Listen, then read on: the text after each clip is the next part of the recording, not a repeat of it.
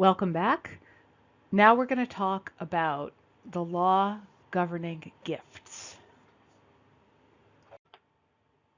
In order for there to be a legal gift, a gift that is valid under law, there are three elements that must be satisfied.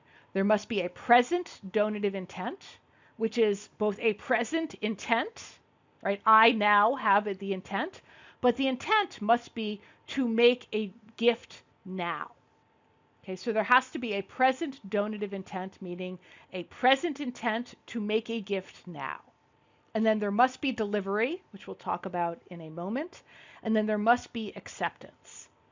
Now, acceptance is almost never an issue. There's usually just an assumption that if it is something of value, that there is acceptance. So where you're going to see fights about gifts is whether there's a present donative intent, as opposed to, say, a intent to leave somebody something via will in the future, or to give somebody something in the future. And whether another area you'll see argument is whether or not there was delivery. Now, there are three different kinds of delivery. There's actual delivery, constructive delivery, and symbolic delivery. Things that can be physically handed to another person must be actually given to them. So if you want to give somebody a book or a computer or some jewelry or a pen, you have to, in order for there to be a valid gift, you must actually physically give them the thing.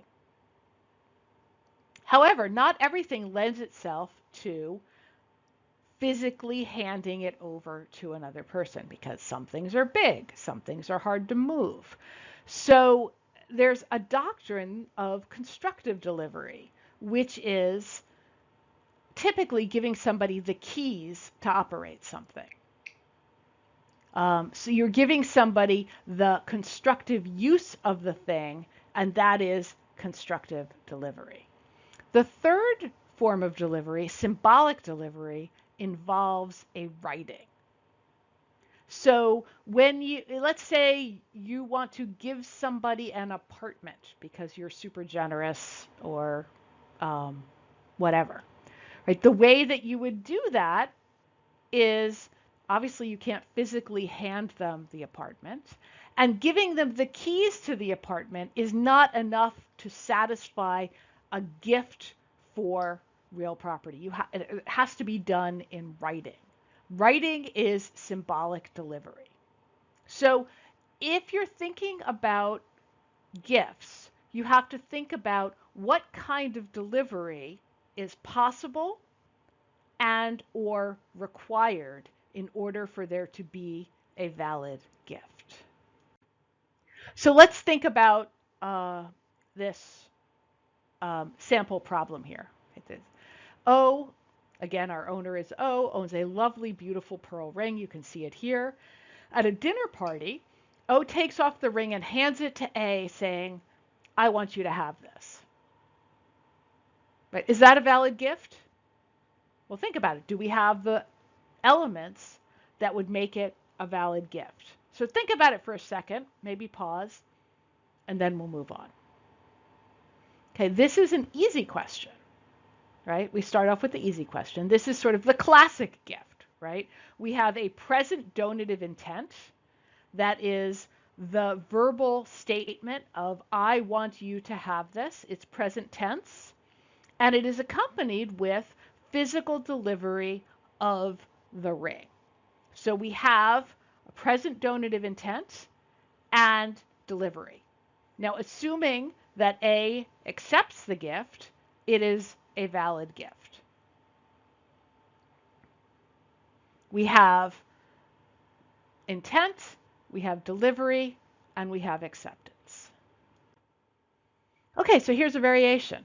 What if O instead leaves her ring at A's house, and A comes over to that same dinner party and returns the ring, says, hey, you forgot this at my house.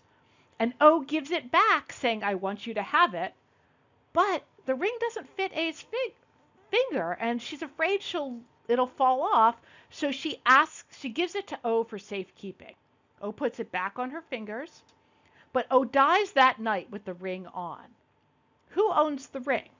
Does whomever would inherit it under the will or through intestate succession if O dies without a will own the ring? Or does A own the ring? It's a little more difficult, right? So think about it for a second. Ask yourself, was there a valid gift? What are the elements of a valid gift? Right? Present donative intent. O says, I want you to have it. We just said that amounts to present donative intent. Right? What about delivery? O hands the ring to A. Same thing as in the other problem. So there was delivery. The question here is, does A returning the ring to O either somehow negate the delivery or signify lack of acceptance? Now our facts, so again, now we're getting into facts, right? The facts here say, afraid she will lose it, O hands it to O for safekeeping. That is not a rejection of the gift.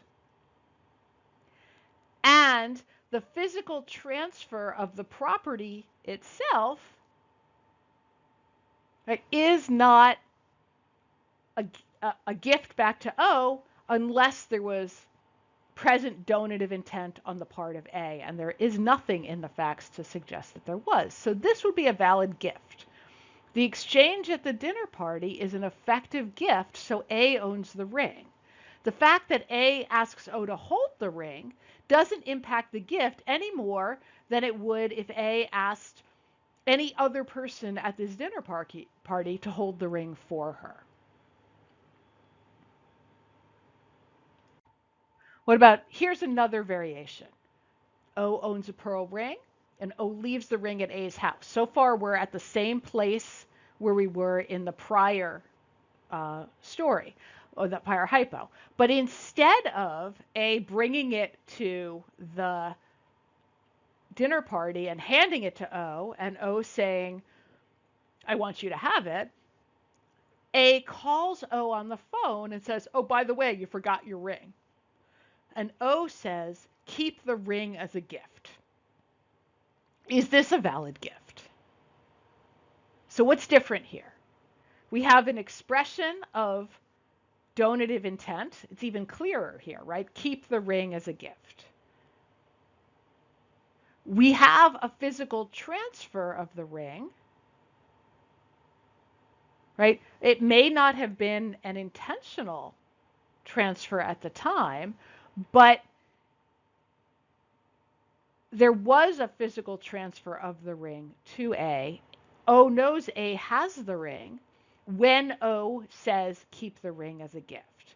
So this would be a valid gift. The sequence of delivery and intent can be flexible as long as they both exist at the same time. So in this case, we had delivery happen first, right? And it was inadvertent delivery, but nonetheless, it was a transfer of the ring. And then when O, with the present donative intent, says keep the ring as a gift, right? That makes this transfer a gift. If O doesn't say keep the ring as a gift, but says, oh, give it to me next time you see me, there's no gift here. But the transfer that is ratified by a present donative intent makes this into a successful gift. Okay, final variation, and then we'll move on to the case that I asked you to read. So again, O is very forgetful. O leaves the pearl ring at A's house again. A again gives the ring back in person at a dinner party. O takes the ring and then tells A, I want you to have this ring when I die. O continues to wear the ring and dies that night. Now we have the question of who owns the ring. What's different here? What's different here is that O has not expressed a present donative intent. I want you to have this ring when I die is the expression of an intent to leave something via will. Leaving something via will can only happen if it's in the will. So when O dies that night, this ring will pass according to whatever was in O's will. I want you to have this ring when I die does not create a present gift. There's no present intent to make a gift, only an expression of a future intent to leave something via will. And this is important precursor. I wanted to tease all of that out bit by bit so that you can understand what's going on in the Gruen versus Gruen case. First, let's start with just a little bit of background about the painting, about Gustav Klimt. This is a reproduction of the painting that was at issue in this case. Gustav Klimt, if you don't know who he was a very famous painter at the turn of the last century. In 2017, Oprah sold one of his paintings for $150 million, which was a record price for one of his paintings at the time. But I think you can see why the son and stepmother were fighting over this Klimt painting, because it was very valuable. Klimt's most famous painting is called The Kiss. You can see it if you come to New York. It's in the Metropolitan Museum of Art. His work is widely available online. Lots of people hang it in their dorm rooms. Very beautiful artwork, if you like that kind of thing. So anyway, that's just a little bit of background. Now let's talk about the case, which was fighting over Kammer am Attersee number 2. Forgive my terrible German pronunciation. Okay, so Gruen versus Gruen. Who brings this lawsuit? Right. The answer, Gruen's son is bringing the lawsuit. Right? He is suing his stepmother after his father died. And what they're fighting over is who owns Schloss Kammer von Attersee number 2, right? The painting I just showed you. So what is Gruen's legal theory? So he's got a bit of a problem, right? Because he's saying that his father made a valid gift of the painting in 1963. But the painting hung in his dad's living room. So he can't use the standard, right? My dad intended to give me the painting. My dad gave me the painting. I have the painting, right? That would be the standard. I accepted the painting and I have it. That would be the standard simple version of a gift. That's how most people get gifts on their birthday, right? Somebody comes, something's wrapped up, you unwrap it, you have the thing. That's not what happened here. Right? Gruen's son Michael is saying, my father gave me a valid gift in 1963, but what he did was he reserved for himself the right to have and use the painting during his lifetime. So what Daddy gave me is called a remainder. It's the right to have possession and ownership after the death of whoever owns it for their life. Okay, so his legal theory is that I have the remainder in the painting. My father gave that to me, reserving for himself a life estate in the painting. And that's why Daddy kept the physical painting rather than giving it to me in 1963. So what evidence does he offer for the gift? Is a bunch of letters that went back and forth, right? Including, oh, by the way, for tax purposes, I need you to destroy that other letter. You know, people who are structuring things for tax purposes are never the most sympathetic when they're coming into court trying to get protected from the consequences of the way they structured something. So Michael's got a bit of a uphill battle here to convince the judge that he in fact owns the property. So what he's got is this letter which clearly expresses an intent that Michael should have the painting at some point. The question is that enough to be a valid gift in 1963? And after 1963, right, Dad referred to this Klimt painting as Michael's painting. So he's got evidence to suggest that this is what Dad intended, a bunch of writings that say this is yours, and his father's comments afterwards.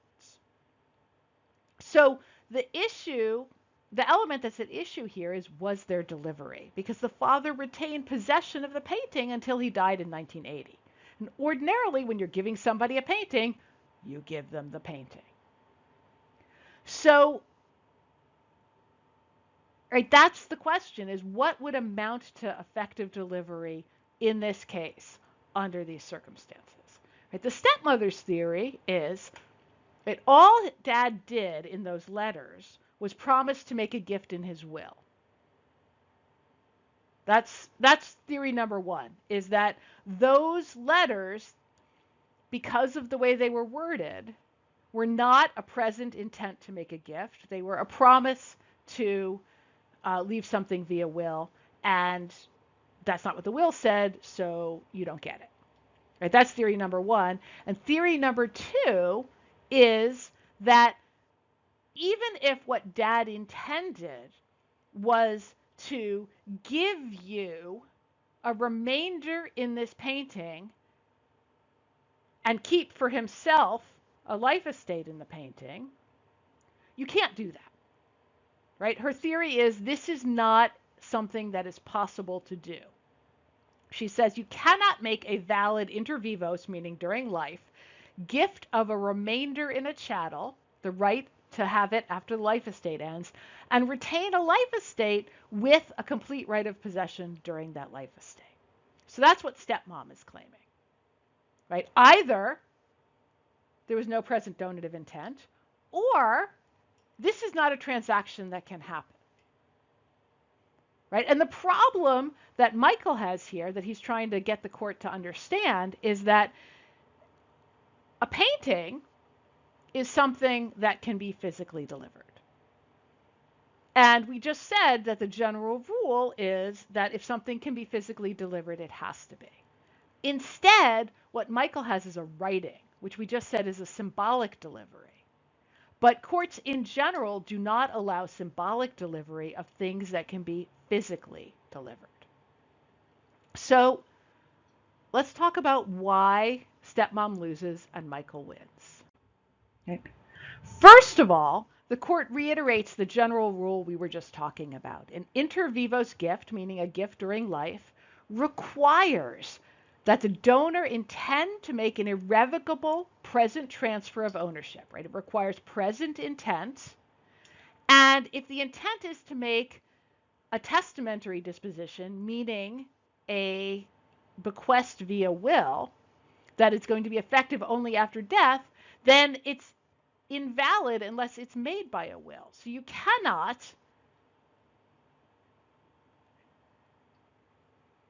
during life make a testamentary disposition. Okay, because people's wills only become valid when they die.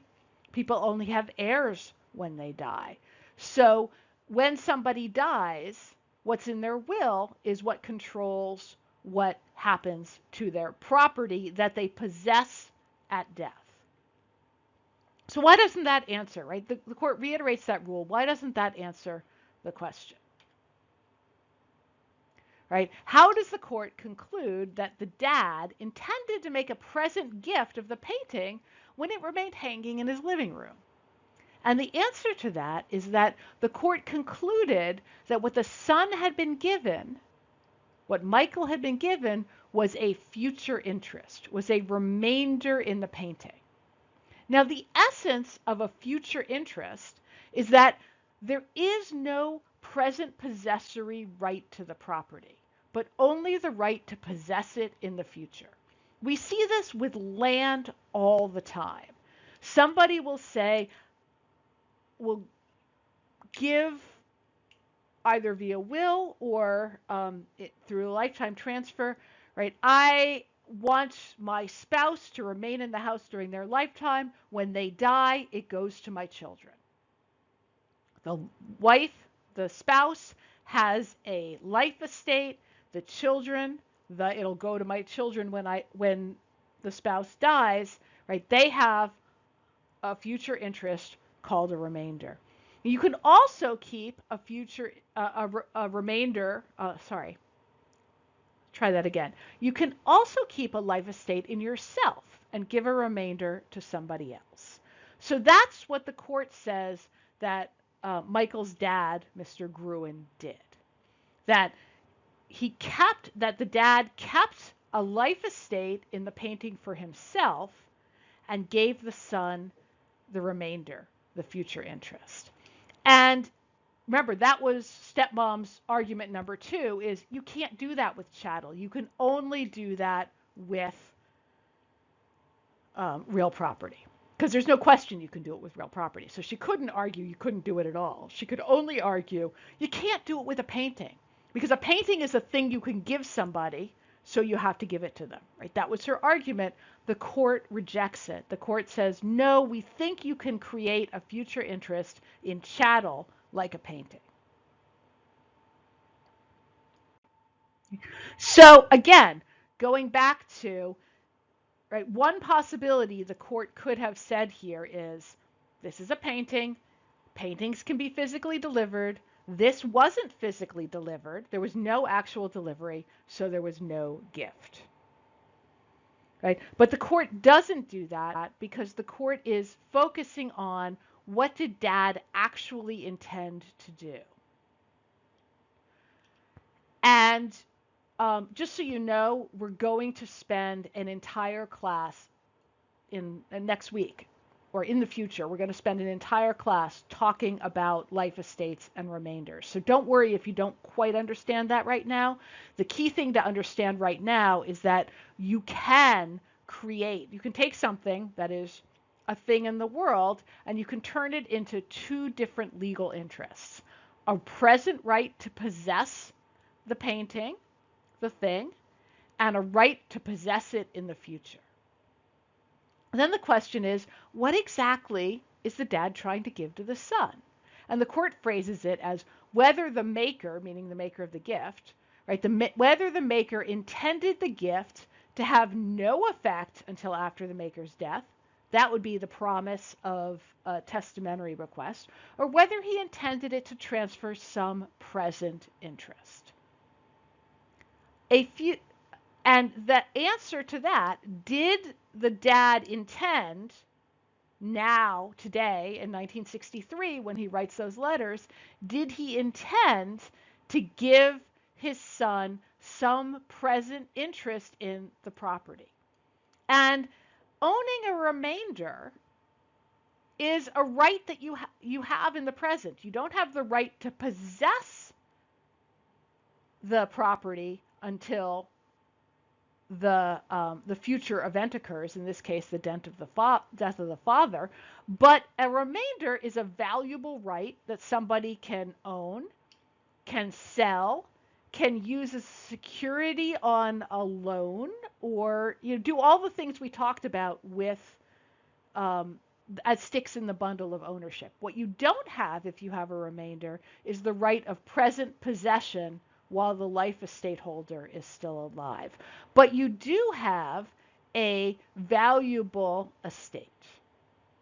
So the court says, I need to look at these letters, and I need to decide whether, in fact, the dad was merely promising to leave this via will, right? I'm going to give you a gift that I'm promising to make a gift in the future, or whether he intended at that moment to create a remainder and give it to his son. And of course, the answer that the court comes to is that what the father was intending to do with those letters, even though it was sort of listening to not very good legal advice, and even though maybe it was being structured to avoid gift taxes, was the father was intending to create a future interest, meaning the father was intending to create a remainder, which is a right to possess the painting in the future, but it is a present right. It is a right now that the holder of that right can use in various ways, like selling it to somebody else, like using it as security for a loan, etc. So let's talk about this hypothetical that I gave you. So building on the Gruen case, could I write down in a letter like the dad did, I give you the watch that I'm wearing, and have that be an effective gift? Is there anything in Gruen that contradicts this? And the answer is yes. So think about what in Gruen contradicts this. Right? Now notice, this writing expresses, right, I give you the watch I am wearing. That is a writing that expresses a present intent to give the watch. So it would satisfy the present intent requirement. But delivery is possible and is therefore required. It was only because what Daddy Gruen intended to do was to give his son the remainder in the painting that a writing sufficed. Okay, the ability to give a future interest by writing does not negate the requirement that current ownership, current possession must be actually delivered if it can be. But think about it. How do you deliver a remainder in a painting physically?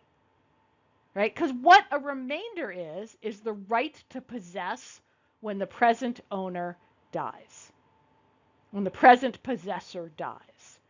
That is not something you can physically deliver to somebody else. That's the reason that in Gruen a writing sufficed. Because there is no way to physically deliver a remainder in a chattel during the life estate holder's life. Because what a remainder is the right to possess something after the life estate holder dies.